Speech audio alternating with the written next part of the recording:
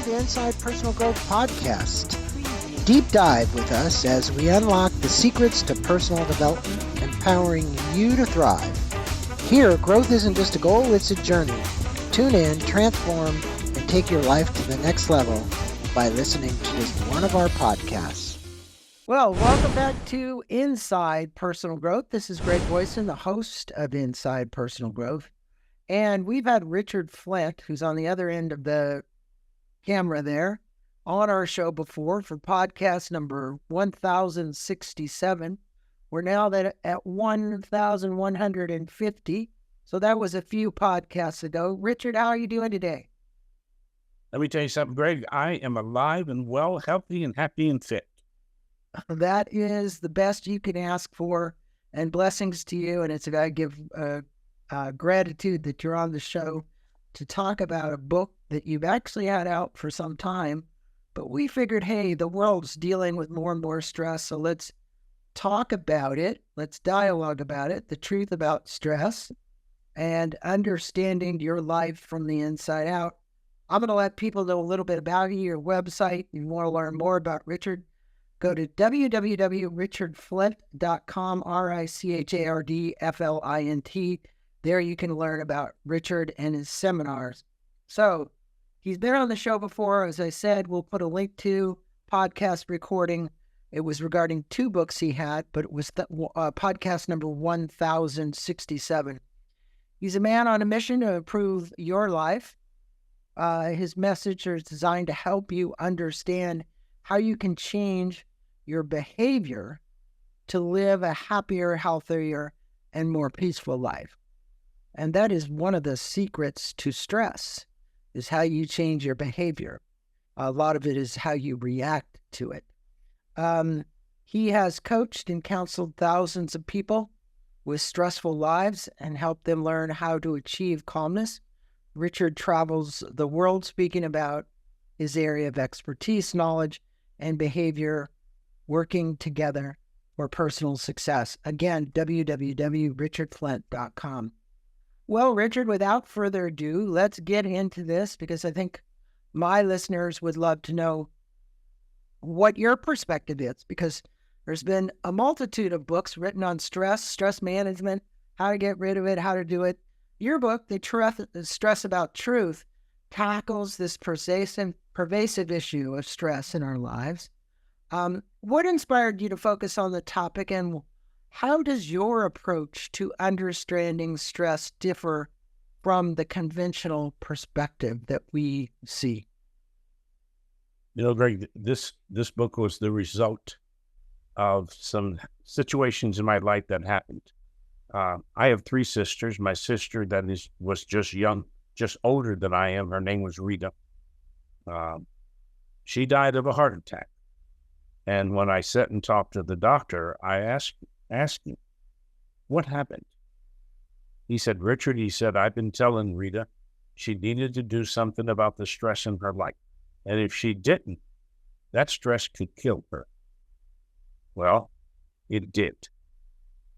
And she and I had talked so much about the stress in her life, and she just felt, well, it's just a part of life.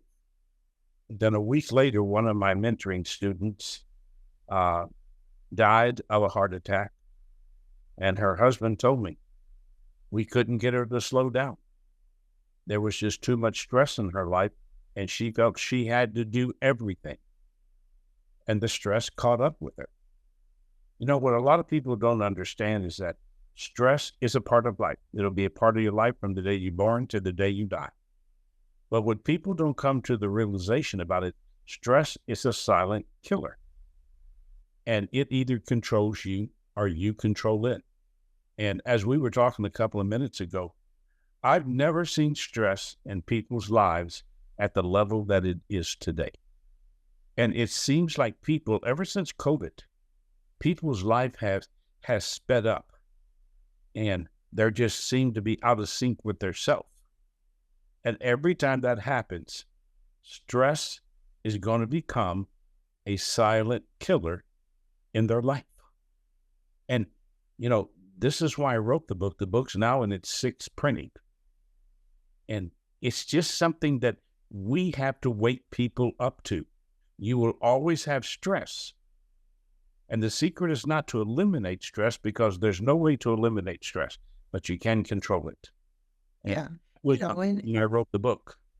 Well, and those two stories are a fantastic way for us to start off this interview, because if it doesn't kill you physically, it will deal with your mental psyche, and it will deal with depression. It will create depression, right? And then who knows, maybe you die from that as well. But the point is, yes, you cited two examples of people who died from stress as a result of a heart attack. And you always wonder then, so what's going on with them with relation to their love in their life? Love for self. Because usually a lot of people who have a lot of stress, they're always going because nothing is ever right. It's like the ego is always constantly talking to them. Now, you mentioned that stress is often misunderstood. What do you believe are the common misconceptions about stress, and how do these misconceptions impact people's lives at home and at work? Well, Greg, an hour and a half ago, I was on a conversation with a young lady, and we were talking about her life. And she told me, she said, Richard, my life is out of control. She says, I'm not resting.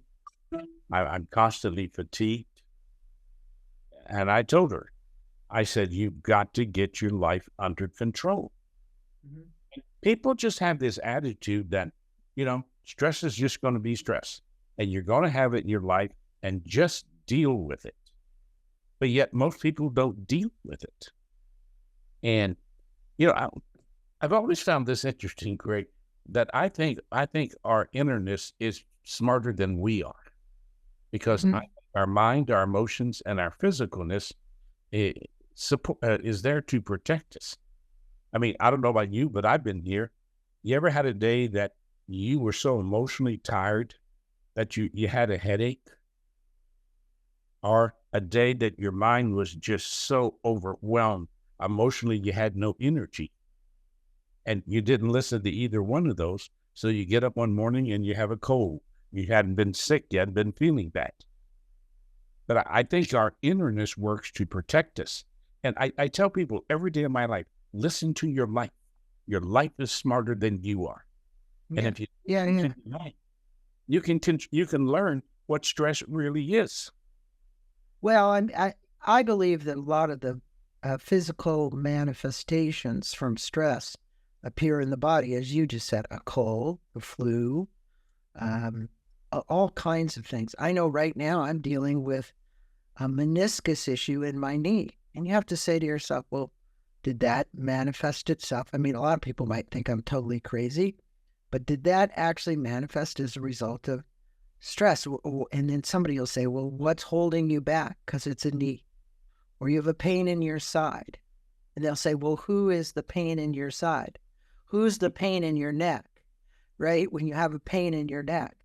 And so when you actually start asking that question, who or what is actually helping to manifest those physically in your body, then you see.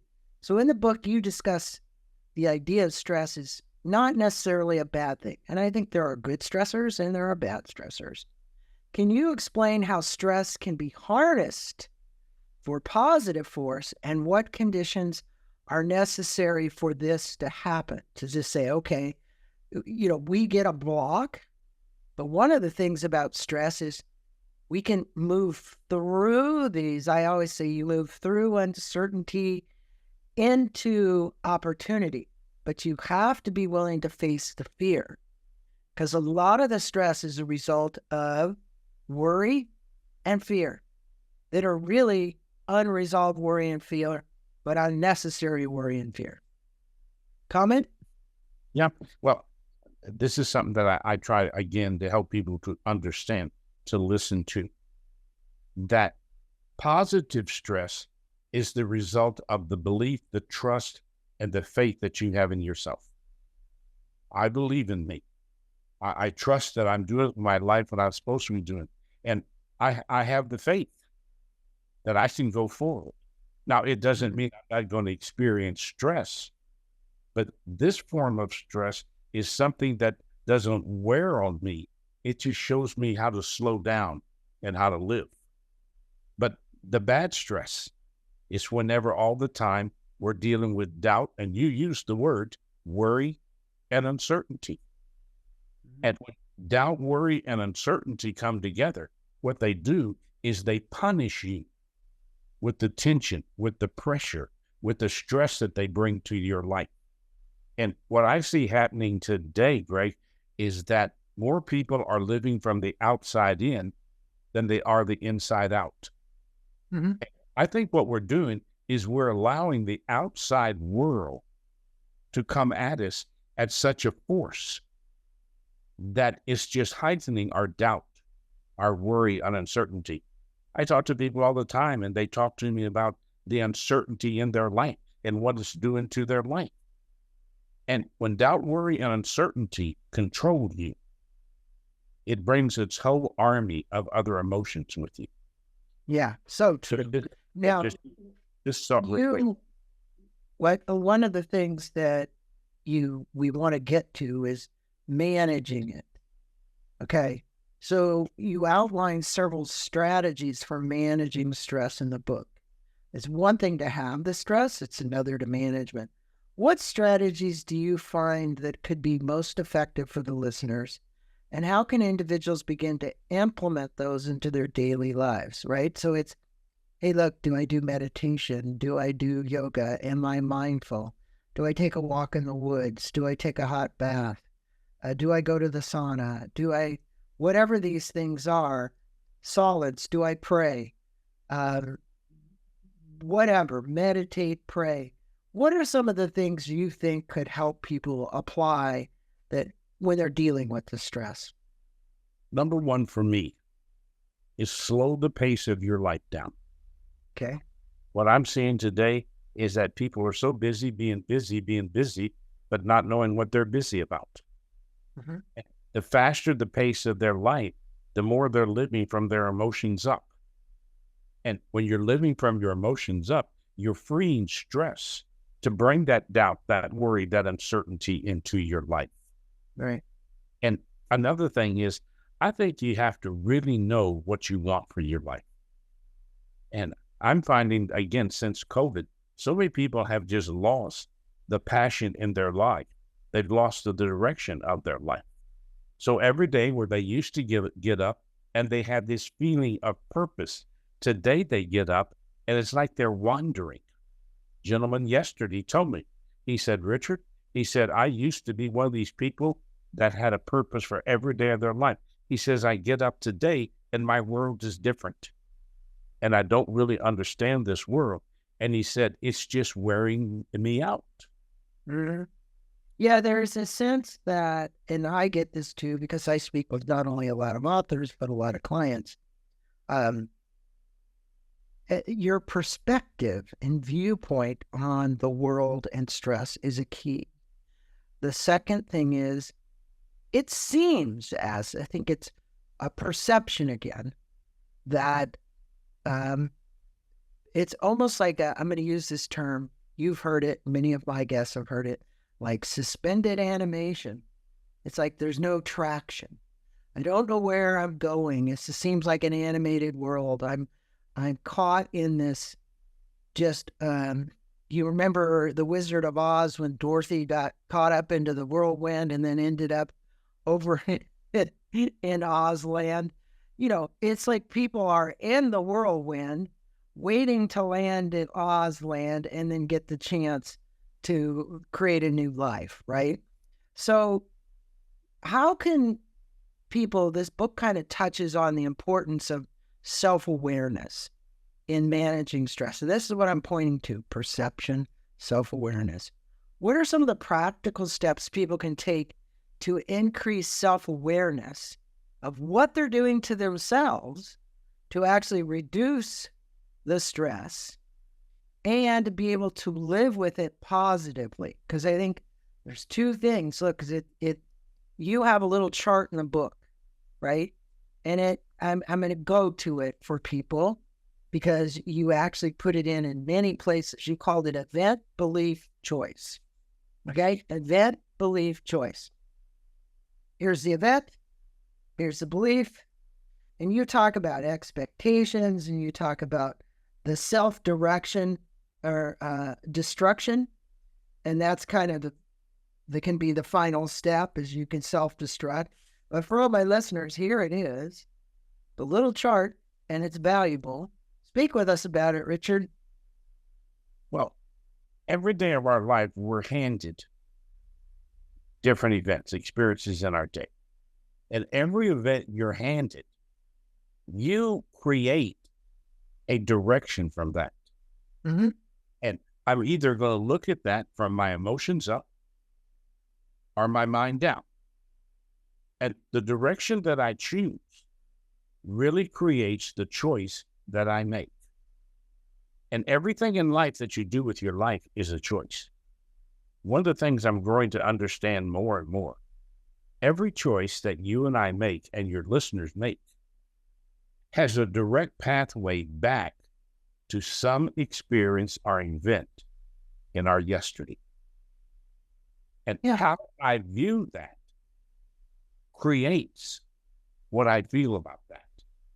And I'm going to look at that, and I'm either going to go to my yesterday file cabinets that are filled with all my disappointments, frustrations, negative events in my life, or I'm going to go to my positive file cabinet that is filled with all my successes.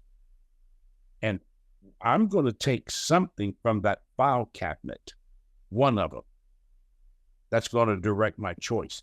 And then that choice creates a path that I go forward. Well, the thing is you're alluding to something that I was taught a long time ago. Question is, for people, does it stay? Do you believe your life is an accident, or do you believe it's on purpose?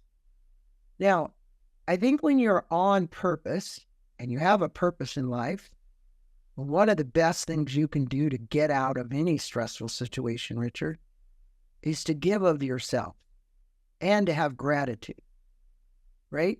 So when I say give of yourself, I'm saying, well, do you have a cause you'd like to give to? Like, I have a charity I founded for the homeless and Ukrainian refugees. That's what I do, is I help support those people. I get a good feeling from that, not a bad feeling. Now, you ask your listeners, my listeners out there today, what else are they focused on besides the negativity? Why don't you focus on something positive, right? Like giving yourself and giving gratitude. Hey, I woke up this morning, I'm breathing, I have my eyesight, I can walk, I have all these things available, I have food, I have a car. Once you start looking at that and you see a lot of the other world, you should be really grateful and less stressful. Would you agree that taking this perspective would actually help people change their self-awareness and reduce their stress? Yeah, because what you're doing is you're not searching from the outside world everything that's attacking you. You're looking at your life from the inside out. Mm-hmm. You're seeing yourself as a person of gifts, a person of talents. And I'm with you. I think that life is purpose. But I also believe that all behavior has an agenda. And many times what I say my agenda is to you is not my real agenda, because there's always an agenda behind the agenda. And that agenda behind the agenda is where a lot of the stress comes from. And see if you agree with this. I don't think you do anything in your life without giving yourself permission to do it. Of course. But how many people do you know that deny that? This is not my fault. And every time you have an excuse, you increase the negative stress. Every time you don't deal with yourself honestly, you heighten the negative stress. I learned this. One of the fundamental beliefs, if you want to call it a belief, it should be a truth, that we're 100% responsible for ourselves, no one else.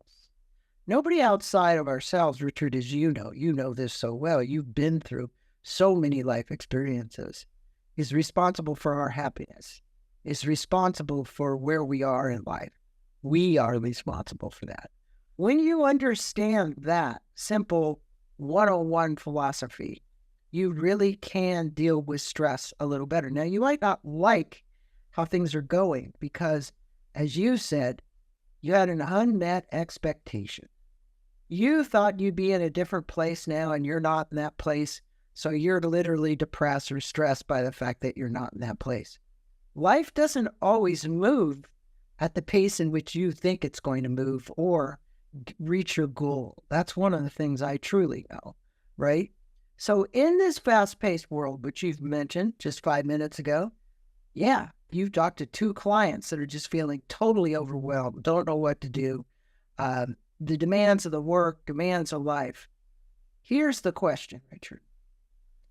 How can individuals strike a balance between productivity and maintaining their mental and emotional well-being?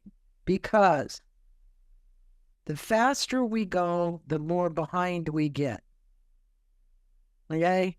It's like we're chasing our behind. What would you basically tell people today to slow down? Because you just said it a few minutes ago. Slow down the speed of your life. We even see people that are moving to islands with 50 people on them because they want to get away from, the hustle and bustle of the city and so on. You can create that nirvana right where you are if you choose to. You don't have to run from this. You don't have to run from where you are right now. You need to change your mental perspective about where you are right now, right? Correct. So what would you tell those people to get this balance, Richard, that they're looking for? Well, first thing I would tell them, Greg, is stop trying to balance your life. You can't balance your life. And balance to me is trying to put everything into one box and make it fit. And rather than have balance, what you need to do is find harmony. And that harmony is finding an agenda that connects what I think are the 4 rooms of your life: your business room, your family room, your social room, and your personal room. And find a purpose that connects all 4 of those rooms. I learned in doing counseling that if my rooms are out of sync, the stress in my life becomes overwhelming. And life is not one size fits all. It's learning about the different segments of our life. And how do I put my family room in tune with my business room? My business room is my number 1 room of mental stress. My family room is my number 1 room of emotional stress. How do I keep those from being in conflict? And then how do I find time for myself? I hear this all the time. I wish I could find time for me. Man, I used to love to play tennis, used to love to work out, used to love to play golf. I just don't have time for it anymore. So what happens when you shut down your social room? You have a space in your life where you need the right people to be around. And they can help you find joy, happiness. They can bring a sense of fulfillment. But the most important room that people don't have today is their personal room, where you go to be by yourself. You and I were talking before we came on air about the noise. And there's too much noise in life today. And noise comes at us in every direction. We need some place where we can go by ourselves and be alone with ourselves. Most people are fearful of that because most people want honesty as long as it's not honest. And alone by yourself, you can't lie to yourself. But it's finding harmony in your life, not balance. Balance increases stress. Well, I think, people have talked about radical honesty and these kind of things, about being honest and truthful with yourself and with others. And, they said there was one woman, Martha, what's her last name? Beck. She's like a huge coach. She speaks about not having been honest to herself and not having been honest to anybody, and her whole life changed when she became honest.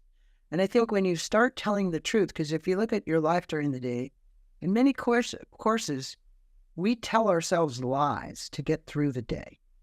Okay. We are definitely telling ourselves lies in many cases. I like this, but no, I don't really do. But I told you I liked it. I just to get it out of the way.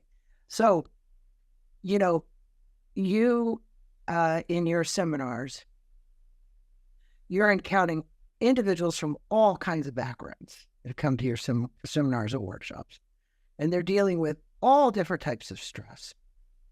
Are there any universal stress management techniques that you would recommend to anyone or everyone, regardless of their specific circumstances? Greg, there are 4 P's that I think if we practice, it really helps us control our stress. The first one we've already mentioned, and that's pace. Are you managing your life, or is your life managing you? And if your life is not at the right pace, then what you're doing is allowing the outside life to control the inside you. The second one is a tough word for a lot of people: patience. In our fast-paced world and the fact that we want everything now, we don't practice patience. And if I don't have patience, my pace is out of control. If my pace is out of control, then I don't have the patience that I need.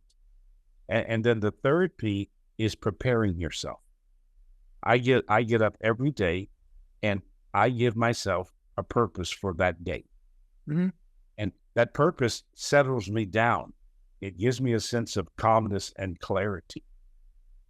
And then the fourth P is I got to be persistent. I can't live on a roller coaster. One day I'm up, one day I'm down. One day I'm as happy as can be. The next day I'm in the dungeon. And every life is so different. And you can't just fit one technique into people's lives. You got to know the person, but beyond the person, you got to know the personality. Well, those 4 P's, and if you would, repeat them for our listeners, because they are important. And it was pace, right? Well, first, patience, pace, preparedness. purpose, Nope. and preparedness. Yeah, and then persistency. And persistence. You did mention something about purpose in there, though, too. So you said you started your day with a purpose, which helped to calm you the rest of the day. Or intention or purpose. Okay. So look, this book, for all of my listeners, The Truth About Stress, Understanding Your Life from the Inside Out. It's a real quick read. It's a very fast read. It's got all kinds of guides in it. It's like he's got guidelines that you can use for stress management. There are quizzes, the Stress-Prone Personality Questionnaire. I'm going to highly recommend that you take that and get this little book. Like you said, it's on its 4th printing or 3rd printing. 3rd or 4th? 6th. It's on the 6th. So we'll have a link to it on Amazon. So finally, Richard, if there was one key takeaway from our little chat today that you hope leaders would gain from The Truth About Stress, your book, what would it be, and how can they start applying it from the minute they hang up from listening to this podcast on iTunes, Spotify, YouTube, wherever it is? That tip would be this. Remember, stress is real. And if you don't deal with it, it's a silent killer. So every day you got to practice pace, patience. You got to practice preparedness. You got to practice persistency. And when you put all of those together, it gives you a way to manage the stress in your life. Please don't ever forget this. You cannot eliminate stress. If you could, you'd be dead in minutes. But you can learn to control it. And my book, The Truth About Stress, is all about realizing stress is real. You can manage it. You can manage it, because if you don't manage it, it's going to manage you. I love it. It is a great message. I hear what you said too. Many, many years ago, I had a workshop called The Wayfinding Journey. It was about finding purpose. and I coined a term called productive harmony. And I haven't heard it used much since. But you did mention about harmony. And I think the key is of those 4 P's.